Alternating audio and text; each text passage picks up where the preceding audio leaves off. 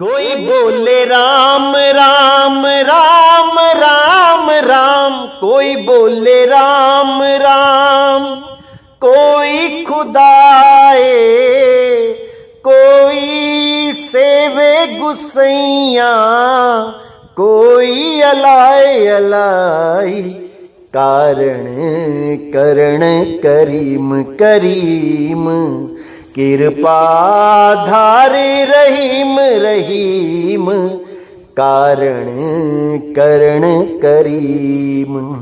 कोई नावे तीरथ कोई हज जाई, कोई करे पूजा कोई सिर निभाई, कोई पढ़े वेद वेद, कोई पढ़े वेद, कोई कतेब, कोई ओढ़े नील, कोई सफेद सफेद, कारण करण करीम करीम, कृपा धारे रहीम रहीम, कारण करण करीम। कोई कहे तुर्क कोई कहे हिंदू, कोई बाछे भिसत कोई सुरगिंदू, कहो नानक नानक, कहो नानक, जिन हुकुम पछाता, प्रभ साहिब का तिन भेद जाता जाता, कारण करण करीम करीम, कृपा धारे रहीम रहीम, कारण करण करीम। कोई बोले राम राम राम राम राम, कोई बोले राम राम, कोई खुदाए, कोई सेवे गुसैया, कोई अलाए अलाए, कारण करण करीम करीम, कृपा धारे रहीम रहीम, कारण करण करीम। नमस्कार मेरे प्यारे भाइयों, मेरे परमात्मा के प्यारे जीवहंसों, मैं बंदी छोड़ से यही अरदास करता हूं कि आप सब मेरे भाइयों का विवेक पहले से ज्यादा और ज्यादा और ज्यादा से ज्यादा बढ़ता ही जाए, और ऐसी कोई दुविधा ना रहे जो मेरे भाइयों के मन में 1% भी घर कर पाए। मैं हमेशा यही अरदास करूंगा उस बंदी छोड़ से कि आप सबको इतना विवेक देवे, इतना विवेक देवे कि कोई भी अधूरा गुरु आपको भ्रमित ना कर पाए। जितने भी ये अधूरा ज्ञान देने वाले बैठे हैं, जितने भी ये भ्रमित करने वाले बैठे हैं, इन सब की चालाकियां आप पकड़ सको, आप जान सको कि आपको कहां पे धोखा दिया जा रहा है। मैं मालिक से यही अरदास करता हूं कि इतनी विवेक शक्ति आप में आ जाए कि अपना भला और बुरा खुद पहचान सको। क्योंकि मेरे भाइयों, आपने ही अपना ख्याल रखना है, आपको ही अपने आप को बचाना है। अगर आप हल्का सा भी कमजोर हो गए तो ये अधूरे गुरु आपका जीवन बर्बाद कर देंगे। ये आपको 1,84 में ले जाएंगे, फिर वहां से निकलना नामुमकिन साबित हो जाएगा। पता नहीं कितने जन्म 1,84 में भटकने के बाद एक जन्म मिलेगा फिर दोबारा इंसान का। इसलिए मेरे भाई, इस जन्म में गलती नहीं करनी है। जो भी आपको समझाया जा रहा है संतों की वाणियों के द्वारा, उसको अच्छी तरह समझ के निबेड़ा करना है सत्य और असत्य का। इन्हीं वाणियों में सार छुपा होता है, बस वो सार आप तक पहुंचा नहीं पा रहा है कोई। और अब आपको एक एक चीज को समझना है, क्योंकि परमात्मा की दया से ये मूल ज्ञान खुल चुका है। अब ऐसा कोई भी भ्रम नहीं होगा जो मेरे भाइयों को भ्रमित कर पाएगा। लेकिन आपने हर चीज को समझना है, विचार करना है और उसके बाद परख करके अपनाना है। जल्दबाजी बिल्कुल नहीं करनी है मेरे भाइयों। किसी भी पंथ में जुड़ने से, किसी भी पंथ में नहीं जुड़ना है जल्दबाजी में। हर चीज को समझो, हर चीज को जानो कि कहां क्या बताया जा रहा है।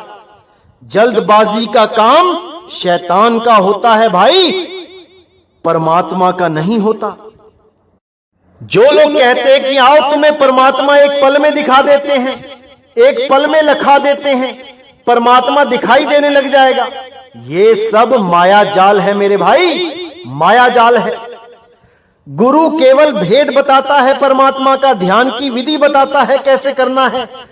उसके बाद मालिक खुद दया करता है, वो देखता है कब किसको क्या देना है। गुरु केवल अरदास कर सकता है परमात्मा से और उसकी अरदास कभी खाली नहीं जाती। इसीलिए मेरे भाइयों, हर चीज को समझो, हर चीज को जानो और गुरु जरूर धारण करो। बिना गुरु धारण किए आपको ज्ञान नहीं हो सकता। लेकिन गुरु के पास ज्ञान अर्जित करने जाओ, ना कि ज्ञान चुराने, क्योंकि जैसा आपका भाव होता है आपका अंतर्मन वैसा ही हो जाता है। अगर आप किसी भी पंथ में ज्ञान चुराने जाते हो तो आप चोर ही कहलाओगे। भले आप वहां से ज्ञान चुरा के वही बातें बोलने लग जाओ जो हम कह रहे हैं, या और कोई पंथ से ज्ञान चुरा के लेके वही बातें करने लग जाओ जो वो पंथ कर रहा है, इससे आप गुरु नहीं बन जाते। ऐसे लोगों को कैसे पकड़ा जाए मेरे भाइयों, आपको एक तरीका बताता हूं। कोई भी गुरु धारण करना है, कोई भी, आप उससे यह पूछो कि यह ज्ञान आपको कहां से मिला, किस गुरु की आप शरण में गए कि आपको यह ज्ञान प्राप्त हुआ। आप देखोगे कई यूट्यूब चैनल 5-5, 7-7, 10-10 साल पुराने हैं और आज तक ये ज्ञान नहीं बोल पाए। लेकिन आज हमारे सत्संग सुन सुन के हमारी ही भाषा बोलने लगे। इसी को बोला गया है कौवा चला हंस की चाल, और अपनी चाल भी भूल गया। अब इन लोगों से आप जब पूछोगे कि आपका गुरु कौन है, तो देखो कितना शातिराना अंदाज से ये आपको भरमाने की कोशिश करेंगे कि हमें गुरु की जरूरत नहीं है, हमें तो स्वयं से ज्ञान हो गया, परमात्मा ने डायरेक्ट हमें ज्ञान दे दिया।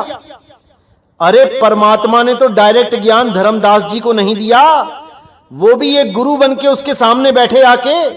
परमात्मा ने डायरेक्ट ज्ञान दादू जी को नहीं दे दिया, वो भी बूढ़ा बाबा के नाम से उनके सामने आके बैठे मिले वहां पे। परमात्मा ने गरीबदास जी को डायरेक्ट ज्ञान तो नहीं दे दिया, वो भी कबीर साहब का रूप धारण करके उनके सामने बैठे आके। परमात्मा ने नानक जी को तो ज्ञान डायरेक्ट नहीं दे दिया।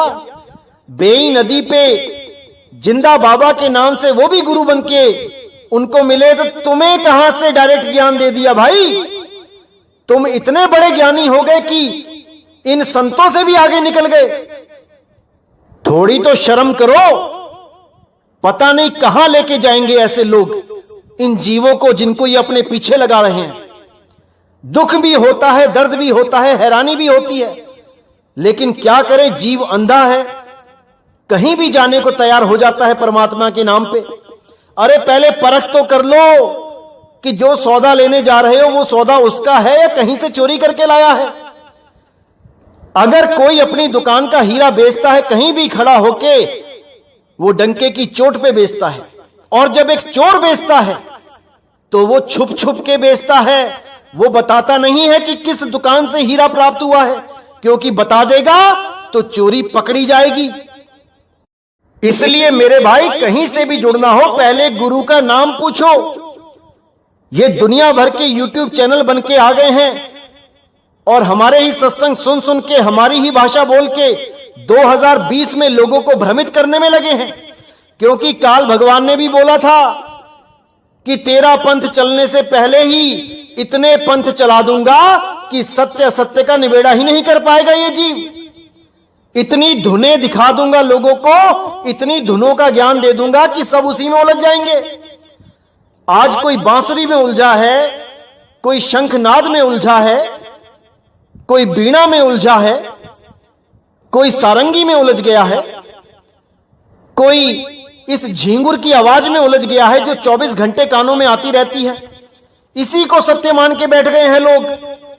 इसी को सोचते हैं कि इसका ध्यान करो तो मानो जैसे मंदिर में भगवान की मूर्ति के आगे खड़े हो गए। ऐसा मूर्ख बनाते हैं ये लोग। इन लोगों से बच के रहना है मेरे भाइयों। ये वो आवाज नहीं है जो तुम्हें परमात्मा के दर तक पहुंचा सके, जो तुम्हें जगा सके। अरे वो परमात्मा की आवाज, वो अखंड नाद, जब आप उसका ध्यान करते हो और वो जब प्रकट हो जाती है तो आपको देह का भी अंदाजा नहीं रहता कि मेरी देह है कहां पे। और इस आवाज को तो आप 24 घंटे सुन सकते हो। सुनते सुनते आप हल्की सी पिन मारो अपने शरीर में, अगर आपको महसूस होता है वो दर्द, तो समझ जाना कि अभी उस शब्द से नहीं जुड़े। वो सार शब्द नहीं है, वो नकली शब्द है। अरे जब असली शब्द से जुड़ोगे तब इस देह का अनुमान भी नहीं लगा पाओगे कि देह है कहां पड़ी। इसीलिए साहिब ने बोला कि एक पल ध्यान विदे जो पावे और ताकि महिमा वर्णी न जावे। उसकी महिमा नहीं गा सकता कोई। अगर 1 सेकंड के लिए भी अगर वो विदेह शब्द का अनुभव हो जाए तो। अरे ये झींगुर तो दिन रात चल रहा है। ये ब्रह्मनाद है भाई, ये आकाश तत्व की आवाज है। ये हर जगह मिलेगी आपको, लेकिन इसकी फ्रीक्वेंसी अप एंड डाउन होती रहती है। ये कभी हल्की चलती है, कभी एकदम तेज हो जाती है। यही माया है, यही माया है। लेकिन ऐसे अधूरे गुरु आ गए हैं आजकल कि क्या बताऊं। ऐसा ऐसा खेल खेल रहे हैं जीवों के साथ कि क्या बताऊं। इन लोगों को कोई फर्क नहीं पड़ता कि ये जीव अगले जन्म में बैल बनेगा कि बकरी बनेगा कि भालू बनेगा कि चीता बनेगा, कोई फर्क नहीं पड़ता। इनको बस झूठी वाहवाही चाहिए, इनको सतगुरु का टैग चाहिए अपने नाम के आगे। ऐसे लोगों से सावधान रहना है मेरे भाइयों, सावधान रहना है। वो सार शब्द ऐसा नहीं है कि आपको कोई मोबाइल पे चला के बता दे कोई आवाज तो आप उसी को सार शब्द मान के उसी को सुनने लग जाओ, और वैसी ही आवाज जो आपके चारों तरफ से आ रही है आप उसको सत्य मान के बैठ जाओ, वही सार शब्द है। अरे भाई, सार शब्द की तो बात ही निराली है। जब वो शब्द आता है तो सारी सूरत इस देह को छोड़ देती है। वो शब्द इस 3 लोक में नहीं सुनाई देता। इस 3 लोक में जो कुछ भी सुनाई दे रहा है वो काल की ही धुन है, वो काल की ही नाद है। जो सार शब्द है वो विदेही है। उसके लिए पूरी सूरत को शरीर से बाहर निकालना होता है और वो आप नहीं निकाल सकते, वो शब्द गुरु ही खींचता है। तो मेरे भाइयों, अच्छी तरह समझना है, ये जो झींगुर की और सीटी की आवाज आ रही है ये ब्रह्मनाद है भाई। ये तत्वों की आवाज है, ये नाश हो जाएंगी। जैसे ही तत्व खत्म होंगे ये आवाजें खत्म हो जाएंगी। हमने उस आवाज को समझना है, उस आवाज को जानना है जो सदा सदा से होती आ रही है। उस अखंड नाद को ग्रहण करना है, ना कि इस झींगुर की आवाज में उलझ जाना है। तो भाइयों, आज का जो सत्संग होगा वो सतगुरु के लक्षण पे होगा। सतगुरु के लक्षण क्या होते हैं, कौन होता है सतगुरु, उस सतगुरु में क्या गुण होने चाहिए, आज इसी पे डिस्कस करेंगे वाणी के द्वारा। तो क्या कहती है वाणी? गरीब सतगुरु के लक्षण कहूं, मधुरे वैन विनोद, 4 वेद 6 शास्त्र, कहां 18 बोध। यानी कि सतगुरु के लक्षण कहता हूं मैं, अच्छी तरह समझो वो कौन है।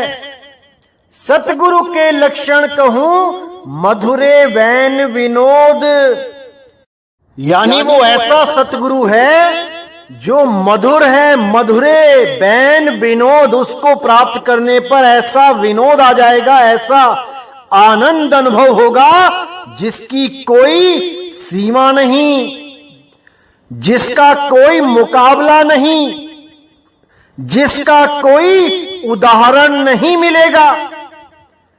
सतगुरु के लक्षण कहूं मधुरे बैन विनोद, 4 वेद 6 शास्त्र कहां 18 बोध।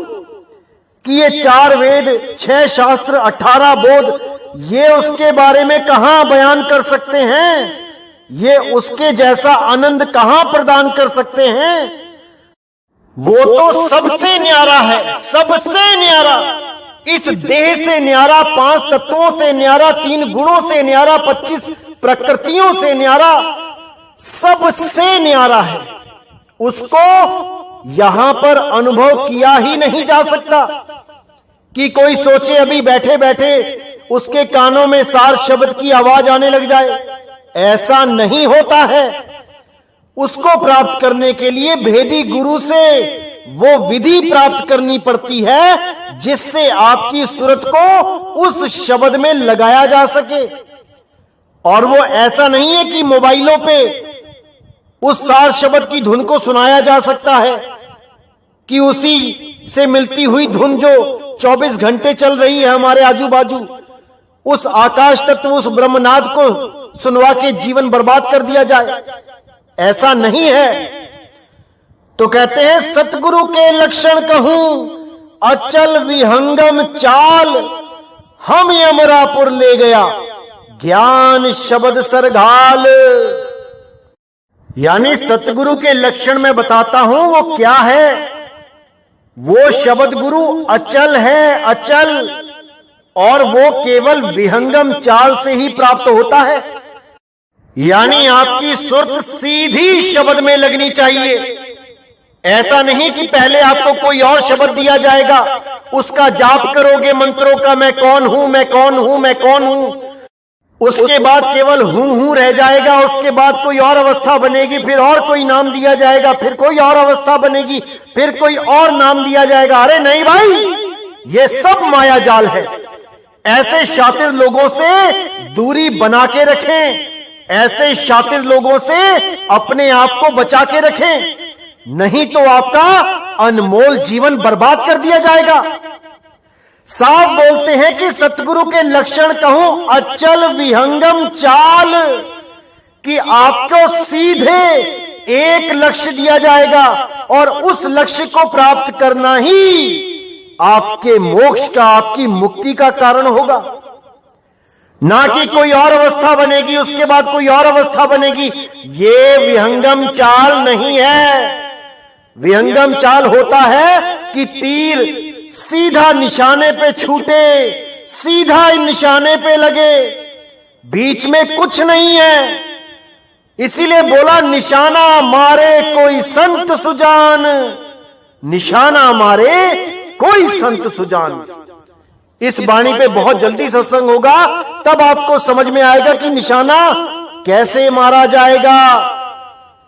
ये भरमाने वाले भरमाते ही रहेंगे, लेकिन ये आपका फर्ज बनता है कि हर चीज को पूरे विवेक के द्वारा समझो और सत्य सत्य का निर्णय करो। तो आगे कहते हैं, तो सबसे पहला लक्षण आपने देखा कि सबसे पहला लक्षण है कि वो विहंगम चाल के द्वारा आपकी सूरत को शब्द में विलीन करना सिखाए, ना कि कभी कहीं रुक के, कभी किसी अवस्था में पहुंचा के, फिर अवस्था बदल के, फिर और बदल जाएगी अवस्था, ऐसा करने के बाद कहे कि शब्द तक पहुंचाऊंगा। ये माया जाल है, ये भरम जाल है, इससे निकल जाओ मेरे भाइयों, निकल जाओ। तो सतगुरु का पहला लक्षण यही है कि वो आपको विहंगम चाल के द्वारा आपकी सूरत को शब्द में लीन करना सिखाए। और वो शब्द ये नहीं है जो आपको अभी बैठे बैठे ही सुनाई देने लग जाएगा कानों में, जैसे कोई सीटी बज रही हो, या बहुत छोटी छोटी घंटियां चल रही हो, या झिंगुर जैसी आवाज आती है। कुछ लोग तो इसी को शब्द बोल के भरमा रहे हैं, इसी में ध्यान लगवा रहे हैं, और मुझे तरस आता है उन लोगों पे जो इसको सत्य मानकर इसमें ध्यान लगा के बैठे हैं, और जैसे ही अंत समय आएगा इसी में ध्यान लगा के इसी तत्व में ही समा जाएंगे। ये तत्वों की धुन है भाई, ये आकाश तत्व की धुन है।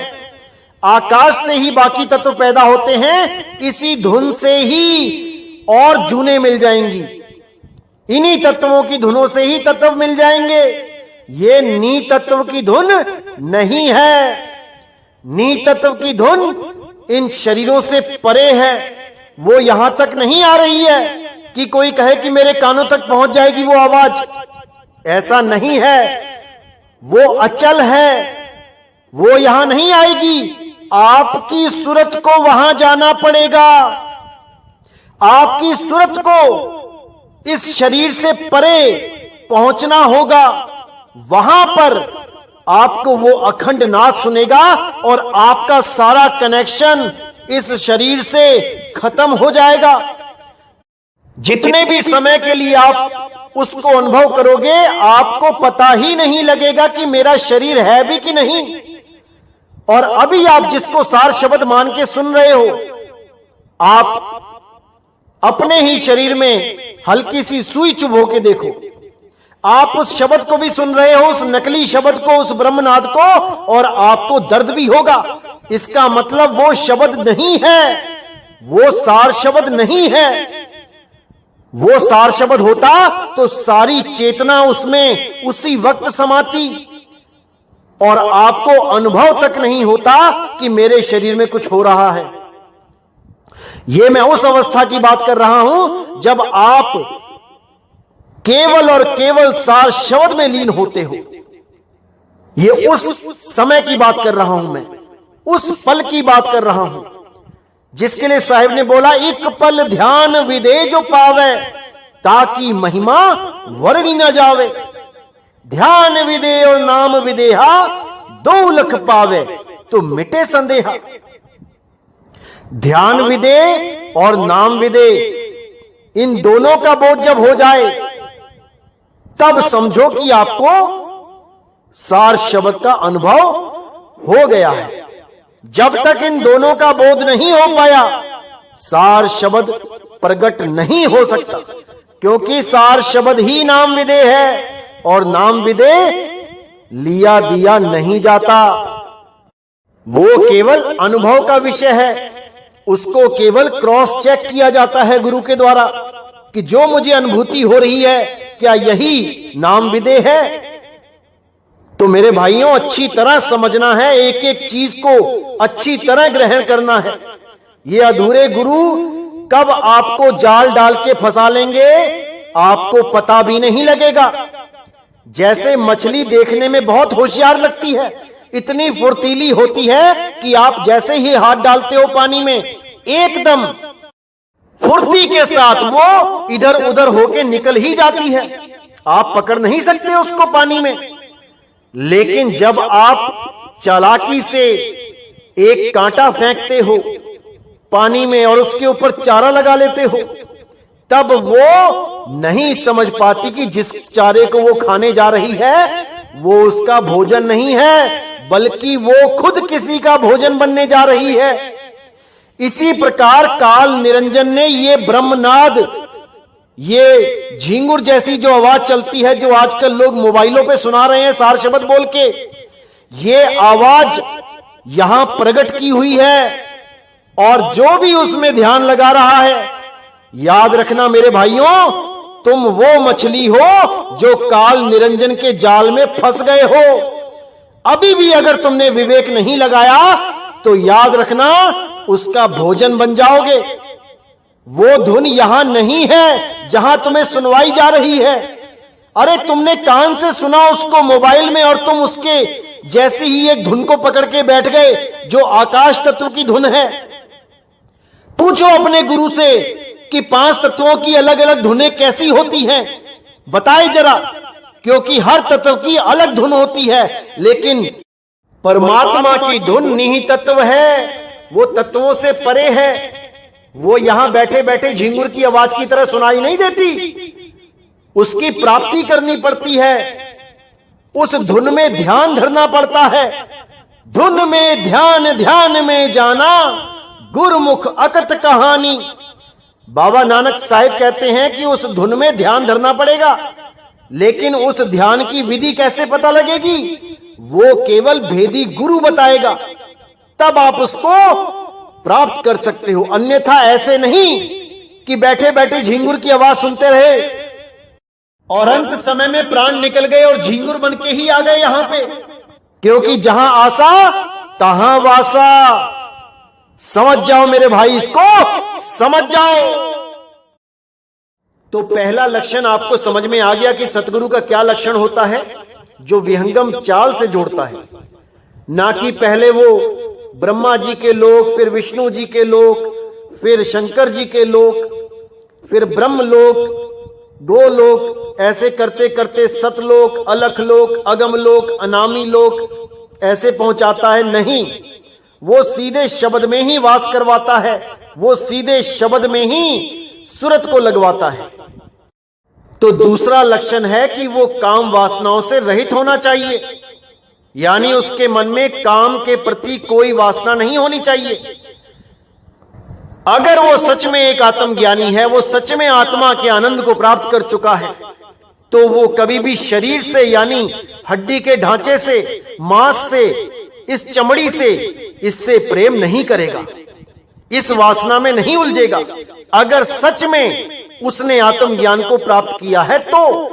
अगर केवल नाम का आत्मज्ञानी है तो वो भाई सब कुछ करेगा, वो हर भोग विलास में डूबेगा जिसमें एक आम जीव डूबा हुआ है।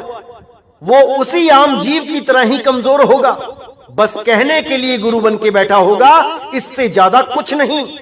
उसकी भी वही गति होगी जो एक आम जीव की होती है, क्योंकि सतगुरु काम वासना पे विजय प्राप्त कर चुका होता है। और जो काम वासना पे विजय ना प्राप्त कर पाए वो सतगुरु कहलाने लायक नहीं होता। तो कोई भी गुरु धारण करना हो, सबसे पहले देखो कि वो क्या शादीशुदा है, क्या वो अपने बीवी बच्चों के साथ रहता है, इसको जरूर चेक करो। क्योंकि जो खुद वासनाओं से अलग नहीं हो पाया, जो खुद काम से अलग नहीं हो पाया, वो आपको कहां रहित कर पाएगा।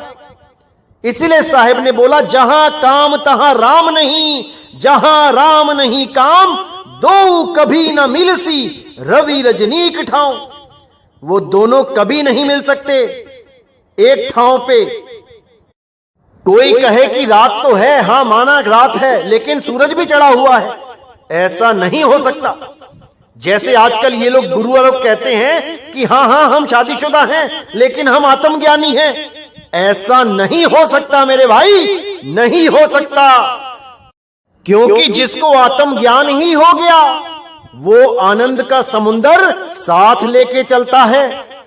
वो इन काम वासनाओं से मिलने वाली दो चार बूंदों के चक्कर में नहीं पड़ता, इस झूठे आनंद के चक्कर में नहीं पड़ता। वो परम आनंद साथ लेके चलता है, पूरा समुंदर उसमें ही समाया होता है। उसको इस हड्डी से, इस चमड़ी से सुख की आशा नहीं रहती। आत्मज्ञानी गुरु एक तरह से पूरे जगत का पिता हो जाता है।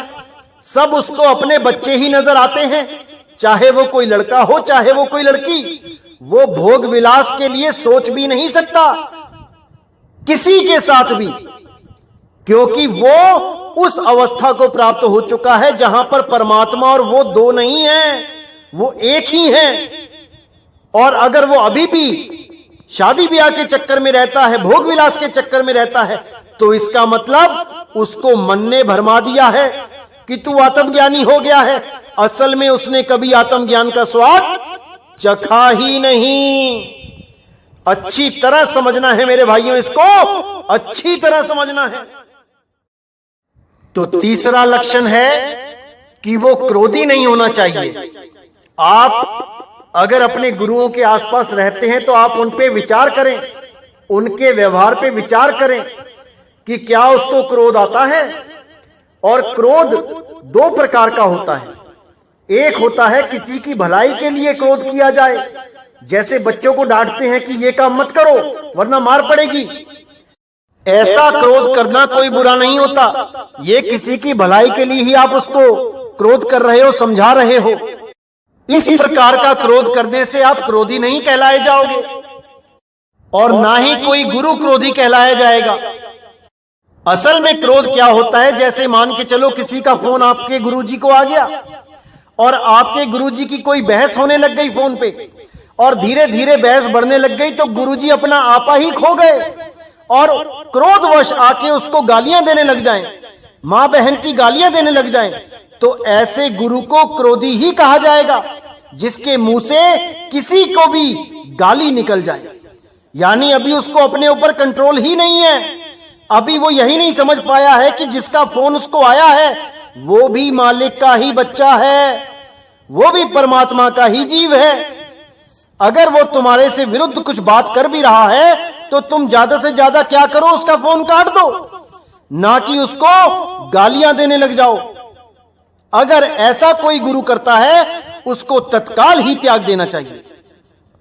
यह क्रोध का ही लक्षण है और क्रोधी गुरु कभी किसी को पार नहीं कर सकता। तो चौथा लक्षण क्या है कि वो हर प्रकार के लोभ से दूर होना चाहिए।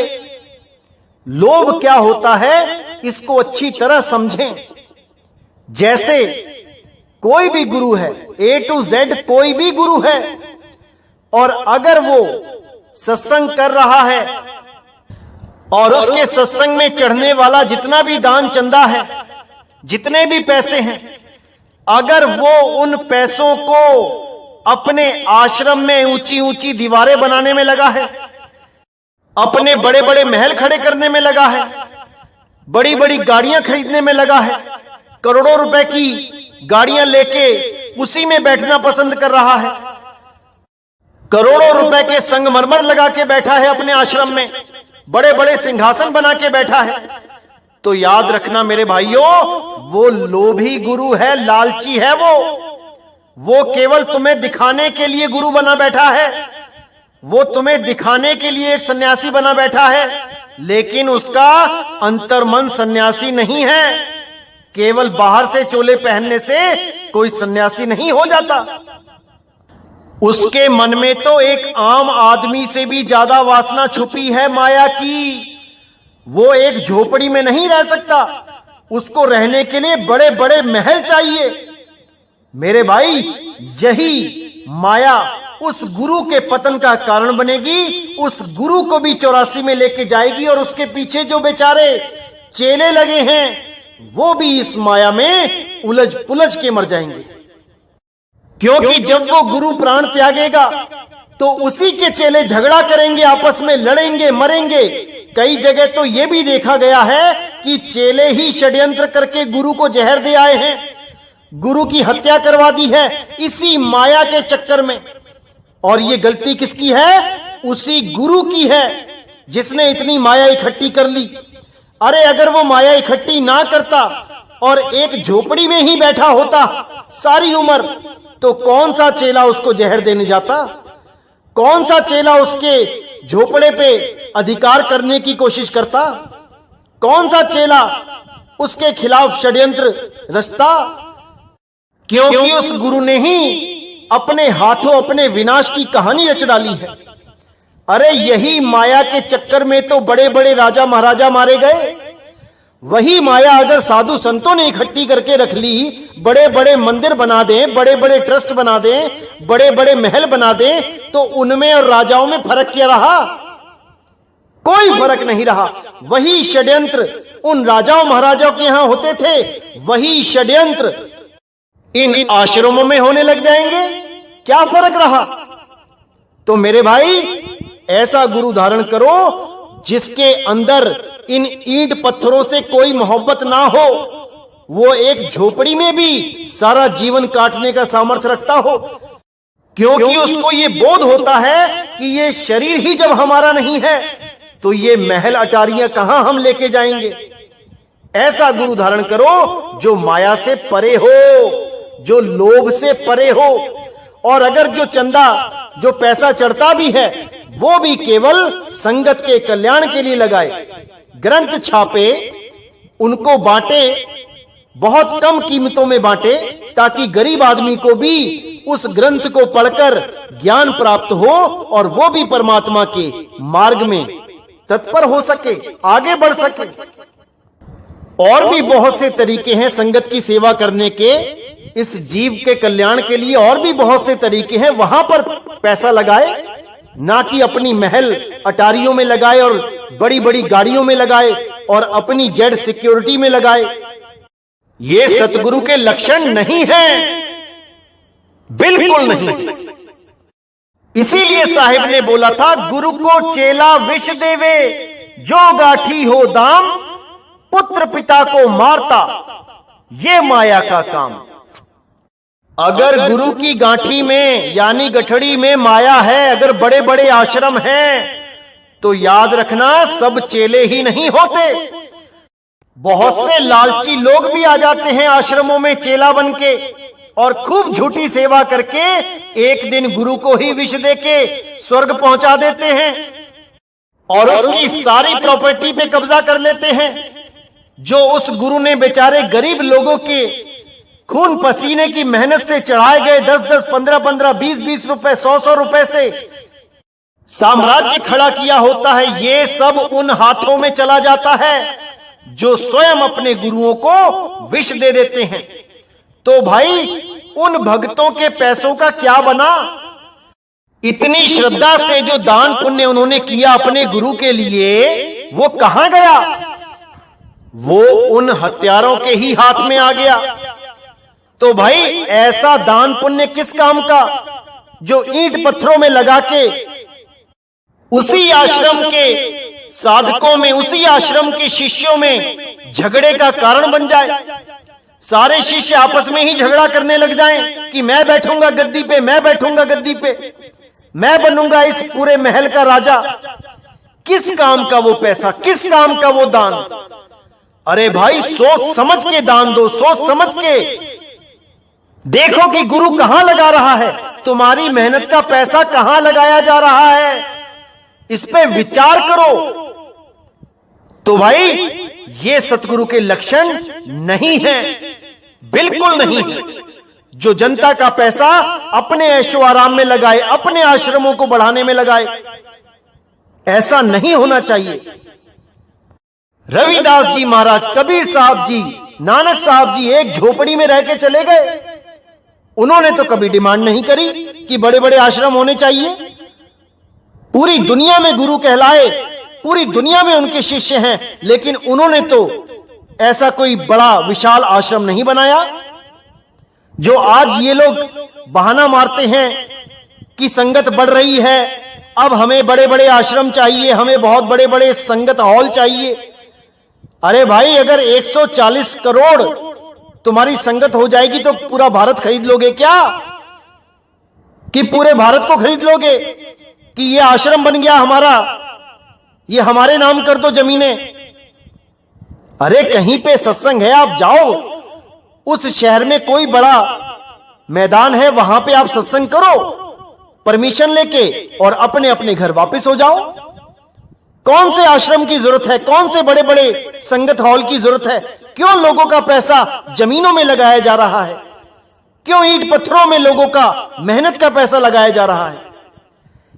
लोगों का पैसा केवल लोगों के कल्याण में लगना चाहिए, प्रचार में लगना चाहिए, और कोई मुद्दा नहीं है किसी का भी पैसा कहीं भी लगाने का। इसका हिसाब किताब सबको देना पड़ेगा। अरे भगत के अन्न में बड़े बड़े दांत हैं, भजेगा तो पचेगा, नहीं तो फाड़ देते आंत हैं। भजेगा यानी भक्ति भी करेगा, और जो दान पुण्य मिल रहा है उसको सही जगह लगाएगा, तब बचेगा भाई, नहीं तो आंतें ही फटेंगी और कोई सुनवाई भी नहीं होगी। तो मेरे भाई अगला लक्षण क्या है वो देखते हैं। तो अगला लक्षण है कि वो मोह से दूर होना चाहिए। मोह का क्या मतलब है? जहां पे अपने और पराये का भेद हो। ऐसा बिल्कुल नहीं होना चाहिए कि अपने शिष्यों को तो वो बिल्कुल सही गाइड करे और दूसरों के शिष्यों को गलत गाइड करे, गलत मार्गदर्शन दे। ऐसा बिल्कुल नहीं होना चाहिए। जितना प्रेम वो अपने शिष्यों से करता है, उतना ही प्रेम उसको अन्य गुरुओं के शिष्यों से भी होना चाहिए। जितना दुख उसको अपने शिष्यों के दर्द में होता है, उतना ही दुख उसको दूसरों के शिष्यों के दर्द में भी होना चाहिए। ऐसा नहीं कि अपना कोई चेला मर गया तो गुरुजी रो रहे हैं और दूसरों के चेले मर गए तो गुरुजी हंस रहे हैं। ऐसा नहीं होना चाहिए। सब जीवों को एक समान, एक दृष्टि से देखना चाहिए। इसीलिए बोला गया गल्ली जोग ना होई, एक दृष्टि कर समसर जाने, जोगी कहिए सोई, गल्ली जोग ना होई। कि बातों से कोई जोगी नहीं हो जाता, उसके भाव देखो, उसके संस्कार देखो, उसकी आदतें देखो, तब समझ में आता है कि वो सच में एक जोगी है कि नहीं। जोगी का मतलब अब कोई ये ना समझ ले कि कानों में कुंडल डालने वाले जोगी होते हैं। अरे जोगी का मतलब है जिसका योग हो गया हो, योग यानी जमा यानी प्लस, जिसका अपने मालिक से जोड़ हो गया हो, वही योगी है, वही साधु है, वही संत है। तो अगला लक्षण है कि वो मेहनती होना चाहिए, अपनी मेहनत की कमाई खाता हो, वो दूसरों से मिलने वाले दान चंदे पे अपना गुजारा ना करता हो। बहुत जरूरी है कि वो अपनी हक हलाल की कमाई खाता हो और वो कभी भी अपने लिए किसी से कुछ ना मांगे, गरीबी में जिए, परमात्मा के नाम के सहारे जिए, लेकिन अपने लिए कभी किसी से कुछ ना मांगे जब तक उसके हाथ पैर सलामत हैं। अगर खुदा ना खास्ता ऐसी हालत हो जाती है कि वो कुछ कमाने लायक नहीं है, तब भले अपने शिष्यों से अपने पुत्रों की तरह व्यवहार करें और उनसे मिलने वाली मदद को अपना ले, लेकिन जब तक उसके हाथ पैर सलामत हैं तब तक वो किसी से कुछ ना मांगे अपने लिए, और जो कुछ मिलता भी है बिना मांगे वो संगत में ही लगा दे, अन्य जीवों के लिए लगा दे, ना कि अपने लिए महल अटारियां खड़ी करके बैठ जाए। अगर महल अटारियां खड़ी करने का इतना शौक ही है तो अपनी मेहनत के कमाए हुए धन से करो, करो दिहाड़ी जितनी करनी है, करो बिजनेस जितना करना है, लेकिन संगत के पैसे को अपने घर पे अपने महल में मत लगाओ। उनके पैसों से बड़ी बड़ी गाड़ियां मत खरीदो। इन सब का हिसाब किताब तुम्हें देना पड़ेगा, तुम्हें देना पड़ेगा। तो अगला लक्षण है कि कोई भी गुरु जो मीट, मांस, अंडा, मछली, कोई नशा, तंबाकू, जर्दा, खैनी, बीड़ी, कोई गांजा, अफीम, चरस, हीरोइन, कुछ भी ऐसा यूज करता है या अपनी संगत को अलाउ करता है कि तुम ऐसा कर सकते हो, ये नशे, ये मीट, मांस, अंडा, शराब, ये तुम खा पी सकते हो, अगर कोई भी ऐसा गुरु है तो वो सतगुरु नहीं है। ये गुरुआ लोग हैं, नकली गुरु हैं, अधूरे गुरु हैं। ये आपको कहते हैं कि ये नशे, ये मीट, मांस, अंडा, ये तो शरीर खाता है, आत्मा कुछ नहीं खाती, आत्मा को इससे कोई लेना देना नहीं है। ऐसा अज्ञान फैला के ये लोगों के कर्म खराब कर देते हैं। अब इनको कोई पूछने वाला हो कि जैसे किसी आदमी ने किसी का कत्ल कर दिया और जज के सामने जब उसको पेश किया गया और वो बोले जज साहब कत्ल तो मेरे शरीर ने किया है, मेरी आत्मा ने नहीं किया है, मुझे बख्श दो, तो जज क्या बोलेगा? ठीक है भाई, तेरी आत्मा को बख्श दिया, लेकिन तेरे शरीर ने जिसका कत्ल किया है उसके अपराध में, उसकी सजा में तेरे शरीर को फांसी पे लटकाया जाएगा। तेरी आत्मा से हमने कुछ नहीं कहना, तेरी आत्मा बिल्कुल निर्मल है, उसने कोई पाप नहीं किया है, लेकिन तेरे शरीर ने पाप किया है, तेरे शरीर को नहीं छोड़ा जाएगा। तब क्या हालत होगी आपकी? अरे मेरे भाइयों, जितने कर्म तुम खराब कर रहे हो ये तुम्हारे शरीर को ही भोगने पड़ेंगे, और इन पापों को भोगने के लिए तुम्हें ही आना पड़ेगा शरीर में। जैसे आज आके बैठे हुए हो वैसे ही तब आना पड़ेगा जब इन सारे कर्मों का हिसाब किताब दोगे।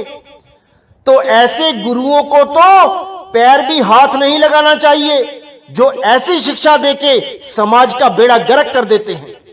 याद रखना भाइयों, कोई भी गुरु गांजा, अफीम, चरस, भांग, तंबाकू, जर्दा, खैनी कुछ भी यूज करता है, उसको तत्काल त्याग दो, वो तुम्हें पार नहीं कर सकता।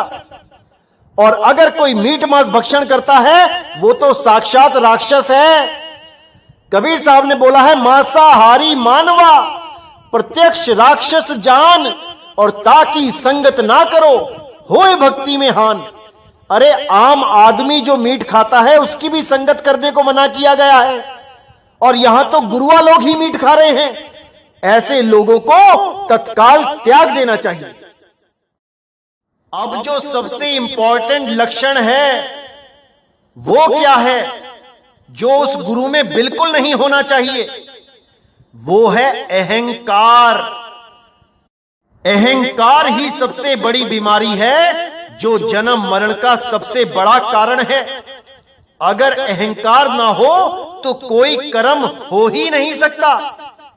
सब कर्मों का जो जड़ है वो अहंकार है।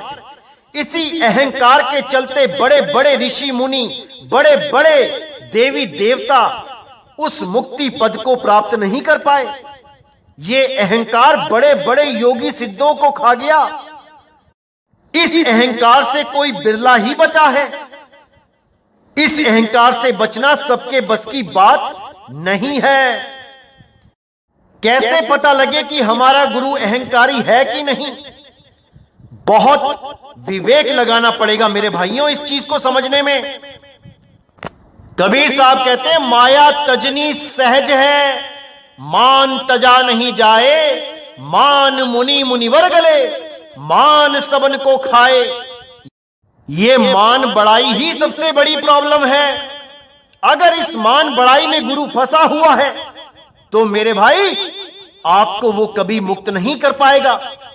क्योंकि जिस शब्द के सिमरन से उसी का मान खत्म नहीं हो पा रहा है, वो भी अभी मान अपमान में फंसा है, वो आपको कब मुक्त कर पाएगा? आपको कौन सा शब्द लखाएगा जिससे आपका मान अहंकार खत्म हो जाए? बहुत इंपॉर्टेंट है, इस पे पूरा विचार करना है। कैसे पता लगे कि मेरा गुरु अहंकारी नहीं है, उसमें मान बढ़ाई की चाह नहीं है? आप परख कीजिए और देखिए, क्या मेरा गुरु किसी और संत महात्मा को अपने आश्रम पे इनवाइट करता है, बुलाता है? क्या मेरे गुरु के आसन के ऊपर बैठकर कोई और महात्मा उसी परमात्मा की महिमा गा सकता है जो परमात्मा मेरे गुरु का भी है? यानी जिस पिता की महिमा मेरा गुरु गा रहा है, क्या वो उसी पिता की महिमा किसी और संत महात्मा से गवा सकता है अपने आश्रम पे बुला के? या केवल अपने आप को ही महान सिद्ध करने में लगा है कि बस मैं ही जानता हूं, जो कुछ जानता हूं परमात्मा के बारे में, बाकी तो सब अज्ञानी है? अगर ऐसा है तो विचार करने की जरूरत है मेरे भाइयों। असली संत वो होता है जो सबको अपने आश्रम पे इनवाइट करे कि आओ, अरे आओ संतों मेला कीजिए, खाली है तो भर भर लीजिए और भरे हैं तो छक छक पीजिए। आओ संतों मेला कीजिए। अरे सबका एक परमात्मा है तो आ जाओ, एक ही दरबार में आओ, सारे सब मिलके महिमा गाएंगे, उस शब्द गुरु की पहचान बताएंगे। आओ सारे मिलके एक भाव से, एक प्रेम से सारे जगत को एक कर दें। इतना तो इन धर्मों ने नहीं बांटा इंसान को जितना इन गुरुओं ने बांट दिया है। मेरे पास है सच्चा नाम, मेरे पास है सच्चा नाम, और लेके क्या बैठे हैं? 52 अक्षर। मेरे पास है सच्चा मंत्र, क्या है? ओम है, सोहम है, ओम कलियम हरियम है, ज्योत निरंजन ओंकार है, रारंकार है, सतपुरुष काल मूर्त शब्द स्वरूपी राम है, और पता नहीं क्या क्या है। इन्हीं नामों में, इन्हीं अक्षरों में बांट के रख दिया इंसान को। अरे क्या है तुम्हारे पास 52 अक्षरों के अलावा? इन 52 अक्षरों से हजारों नाम अलग अलग बना के हजारों गुरु पैदा हो जाते हैं। इसीलिए कबीर साहब ने निबेड़ा कर दिया है कि 52 अक्षर जीव आधारा, आदि अक्षर जीभ्या से न्यारा, ताही को सत सुमिरन कहिए, और सिमर सिमर नर उतरो पारा। इन्हीं 52 अक्षरों के नाम देने वाले गुरुओं के लिए बोला, जो नर पड़े 52 के फेरा, सो नर जानो काल के चेहरा। जो भी 52 अक्षरों के नाम देके कहता है सारी उम्र इसको जपते रहो, वही काल का दूत है। कोई उस गुरु के सिर पे सींग नहीं लगे होंगे कि तुम पहचानोगे कि मेरा गुरु काल का दूत है कि दयाल का दूत है। इन्हीं 52 अक्षरों की वजह से पहचान में आते हैं ये, इन्हीं गलत साधनाओं की वजह से, जप तप की वजह से पहचान में आते हैं ये कालदूत। और आपने ही पहचानना है, मैं तो केवल पहचान बता सकता हूं, बाकी काम आपने करना है। सत्य असत्य का निर्णय आपने करना है।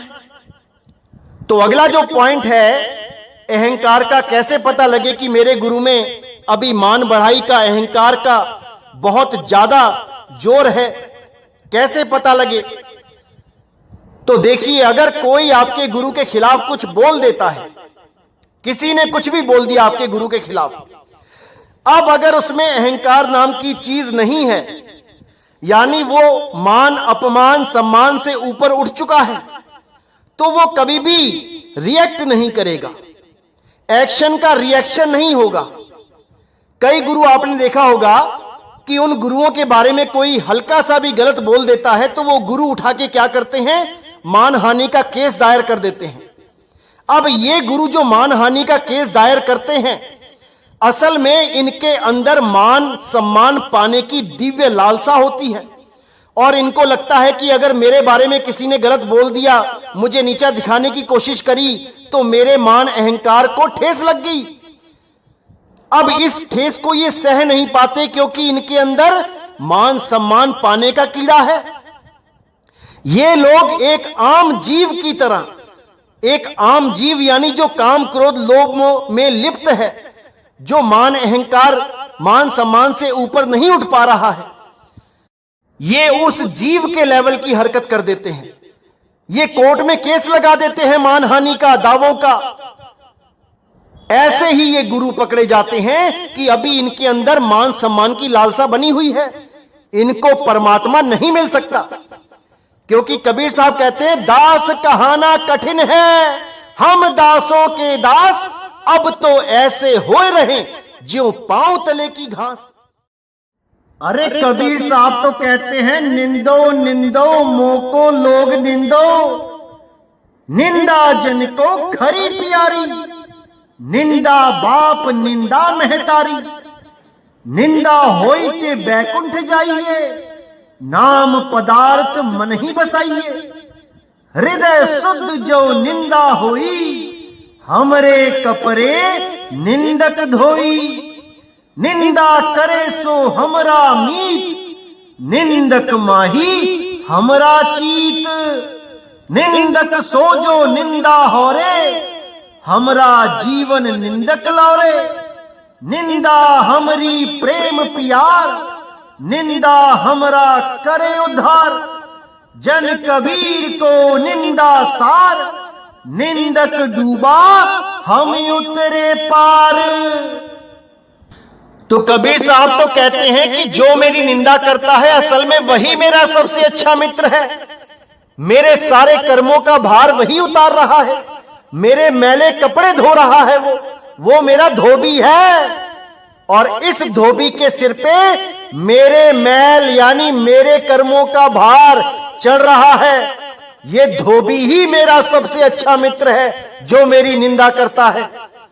तो मेरे भाइयों, ऐसे धोबी कहां मिलेंगे? अरे कोई किस्मत वाला होगा जो ऐसे धोबी जिसकी निंदा कर करके उसके कर्म अपने सिर पे लेंगे। ऐसे धोबियों से मुझे खास प्रेम है, जो मेरे कपड़े धोता है दिन रात। तो मेरे भाइयों, अच्छी तरह समझो कि संत जन जो होते हैं वो मान बढ़ाई से और अपमान से उनको कोई फर्क नहीं पड़ता। वो इससे ऊपर उठ चुके होते हैं, उनको कोई फर्क नहीं पड़ता कि उनकी कौन मान बढ़ाई कर रहा है या उनका कौन अपमान कर रहा है। वो इस दुनिया में अपना काम करने आते हैं और इस दुनिया में अपना काम करके चले जाते हैं, ना कि वो केस लड़ते फिरते हैं कि मुझे उसने ऐसे कैसे बोल दिया, मेरे तो सम्मान को ठेस लग गई, मैं तो केस कर दूंगा उस पे। ऐसी छोटी सोच रखने वाले कभी सतगुरु नहीं हो सकते और ना ही उन्हें कभी शब्द का अनुभव हुआ होता है। वो केवल बकवादी गुरु होते हैं, वो केवल अधूरे गुरु होते हैं। तो अब मैंने सारी पहचान आपको बता दी है। अब आप अच्छी तरह देखिए कि कौन कौन से लक्षण आपके गुरु में हैं और कौन से नहीं हैं। उसके आधार पर ही अब आप फैसला लीजिए कि आपने कैसा गुरु धारण करना है। अब ये आपके हाथ में फैसला है। तो मेरे भाइयों, अच्छी तरह समझना है, पूरा विवेक लगाना है, पूरा विचार करना है, क्योंकि एक जन्म है, केवल एक जन्म है। ऐसा सतगुरु ढूंढो जो एक छुड़ाए एक लखाए, सोई गुरु पूरा कहाए, जो 2 अक्षर का भेद बताए। ऐसा गुरु ढूंढो जो 2 अक्षरों का भेद बताए, उसमें से एक को छुड़ाए और एक को लखाए। उस अलिफ को छुड़ाए जो लिखने बोलने पढ़ने में आ रहा है, और उस अलिफ का ज्ञान कराए जो अबोल है, अडोल है, अनाम है। उस अलिफ का ज्ञान कराए। तो मेरे भाइयों, आज का सत्संग यहीं समाप्त करता हूं और अगला सत्संग बहुत जल्दी आएगा और आपके सारे भ्रम दूर कर देगा। बस आप ध्यान से सुनते जाइए और विवेक लगाते जाइए। तो अब मुझे विदा करिए। बोलिए सतगुरु बंदी छोड़ सतगुरु सत्य कबीर साहिब की सदा ही जय हो, सदा ही जय हो। मेरे मालिक की साहिब बंदगी सतनाम।